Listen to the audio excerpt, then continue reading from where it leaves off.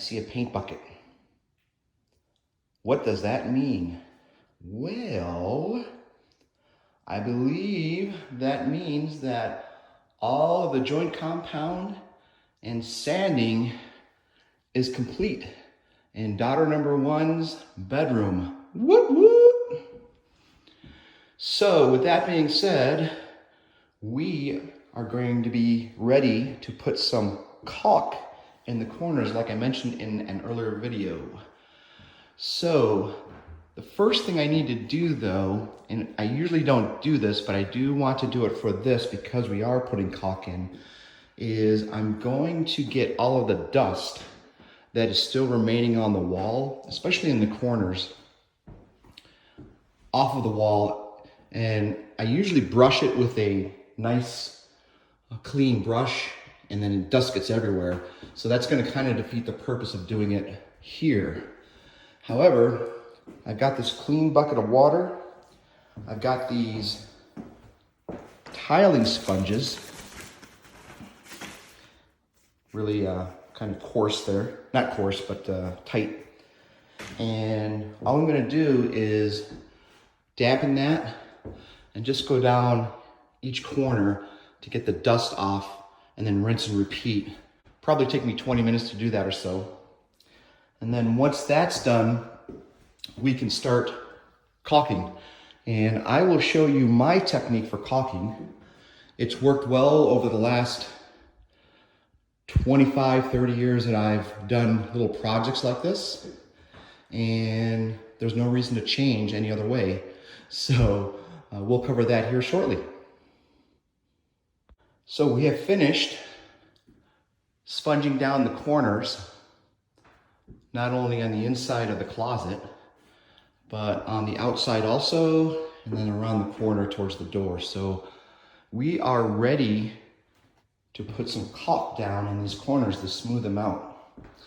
And as I mentioned earlier, this is my way of doing it, and it's worked over the last several years, so I'm going to continue doing that. So I've got a clean bucket of water here.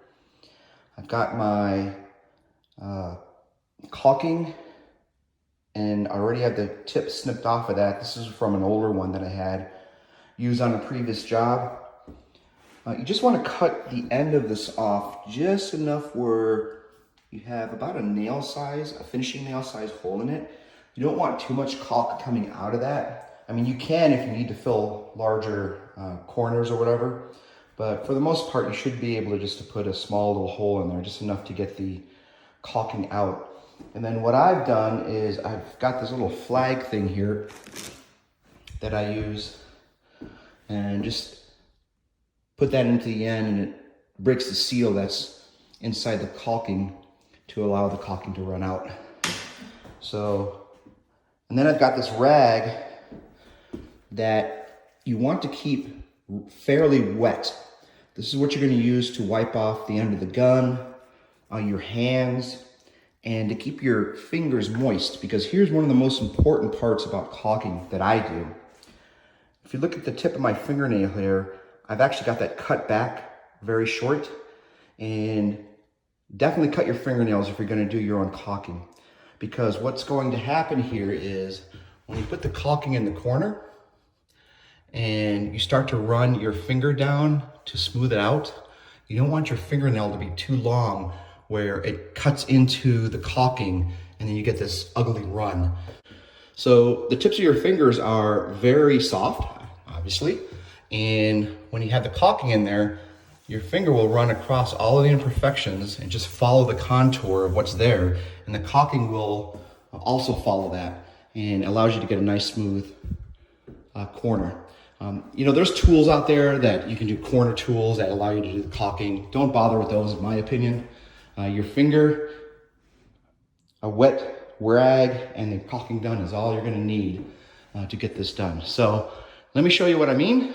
I'm going to attempt to do this one-handed just to show you what I mean, and then I'll start finishing this off. So I'm going to run my bead here, and now you'll notice that this caulking is contaminated a little bit. And the reason for that is when I had this little flag in there to keep the caulking from hardening up. The residue from the metal that's on that flag contaminated the caulk. And that's why I'm getting the strip here. This caulk is supposed to be white, but don't worry about that. It's all going to be painted over anyways. What I like to do here is, let me show you this, get my hand wet, like that, get the fingers wet, and then just gently use my middle finger and just go over it like this, and just come down. And then, boom. And now, a nice corner there. If you look closely, I put the caulk in the corner and smooth it out, and you can see all of the imperfections that were there are now gone. I am just getting ready to open this primer and sealer, and I'm going to test it out in the corners first, and then get up here and do some cut-ins around the corners and up in the ceiling too. So we should be in pretty good shape. I'm not going to prime the ceiling because it's already got a nice coat of paint on it, and we're just going to go over it with a ceiling paint. We are priming obviously the dark walls here, and then these walls just because they're there, of course. The dark walls so the paint doesn't come through and make it a little darker tone when we get the finish paint on there. So we have started putting on the primer on the blue wall here, and it's going on very well. Testing a few spots over a couple of holes that we put some joint compound down. That's going to work out pretty well. And just getting the basic corners here. Again, not worried about kind of the ceiling stuff here. This is all going to be primed eventually with a roller. It's not really the ceiling, it's part of the wall. And then of course this side into the dormer area. But we're just going to cut in right now everywhere on top, on the edges. Anywhere there's a corner and two surfaces meet, that's where we're going to cut in. And I'm waiting for the caulking to dry. Probably gonna wait overnight for that. It says you can paint over it in about 30 minutes, but I've known that it usually takes more than that based on my experience on doing that. So we're just going to let that dry, and then we'll come back over the next few days and continue with that. But I wanted to get in and show that the primer is going on pretty well. There is going to be a little bit of a haze on the corners at least. Probably with the rollers, we're going to get a lot of thicker coat on there, and that haze of the blue should not come through. Speaking of which, I like to use a 3/4 inch nap roller on the walls. It's one of the thickest naps you can get. Typically for like finished walls, you use 3/8, then you can go to half an inch and then 3/4. But I like using the 3/4, and the reason for that is you get a lot of paint on your roller, and then you usually only have to go over once, and it just puts a whole lot of paint on the wall, especially on rough surfaces where the paper is going to absorb a lot of that paint. So you want to be able to put enough on there so none of that other stuff shows through. I also like to use it for my finished walls. Same concept. I like to get a lot of paint on the roller, and then I roll it up, and it puts a nice thick coat on it, and I don't have to go over it twice.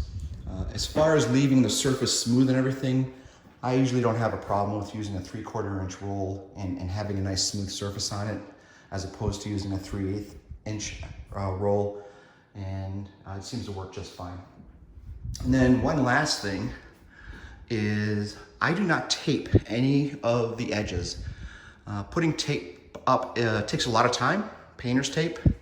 And then what I always find when I do use painter's tape, it doesn't adhere perfectly to the edge, and I always end up getting paint underneath the tape. And then when I peel it off, I have to go back and finish it off anyways, and it just makes a mess.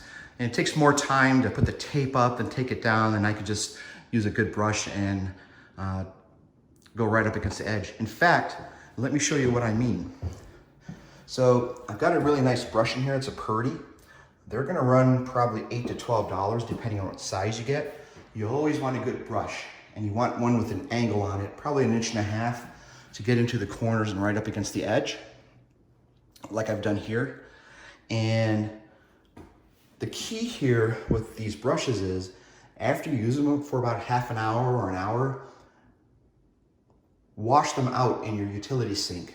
Get all the paint off of it, because what happens is the paint, no matter how hard you try, it gets up towards the metal piece of the tin piece of the paintbrush, and then it starts to harden, and then the bristles start to get firm and don't bend easily when you have it up against the wall.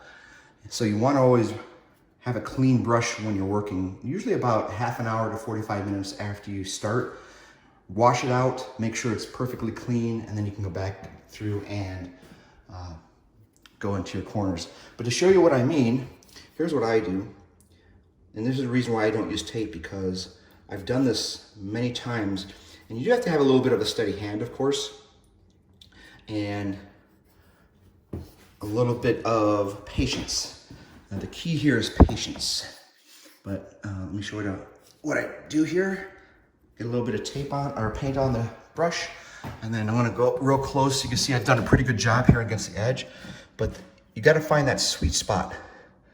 And just gonna come in like this, and then I'm gonna bend the brush in, and then, bend the brush in, and then slowly come across the top, right against the edge of the bottom of the wood. And then I can come back through and do it again. And you see how just the tip of where that paint is lying on, all the way down, and then done. And then I can just come back, paint the bottom of this,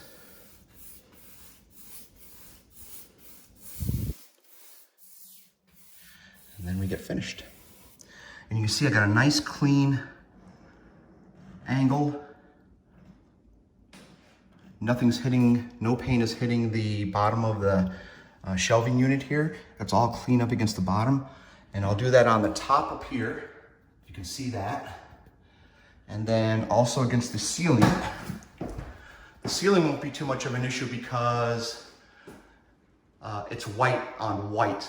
And at 9 feet away, you are not going to notice the difference on the ceiling for that, so I'm not too concerned about that.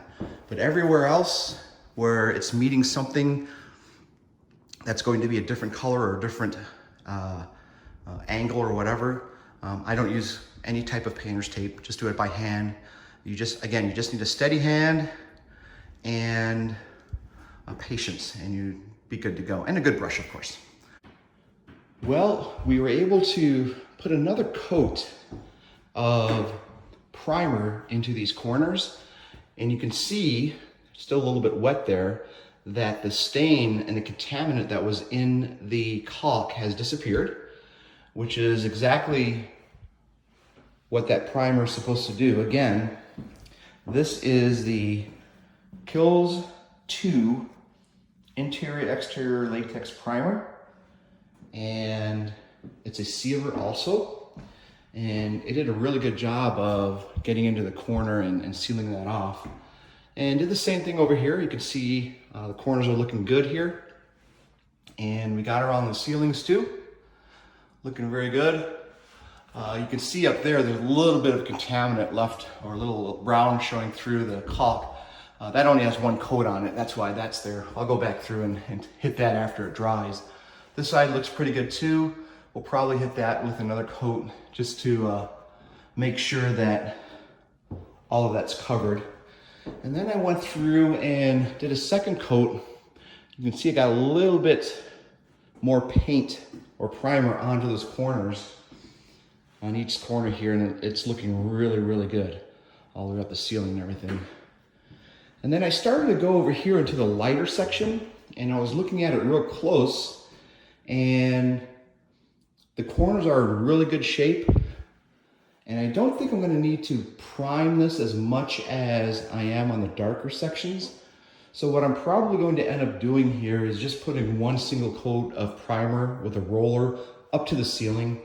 And then I may or may not go through and cut into that. It'll only take me another 15 minutes, so I may just go ahead and do that at the ceiling. But I probably don't need to do that because it's such a light color that the gray that we're putting in here is going to probably cover that up just fine. So we are moving along quite well.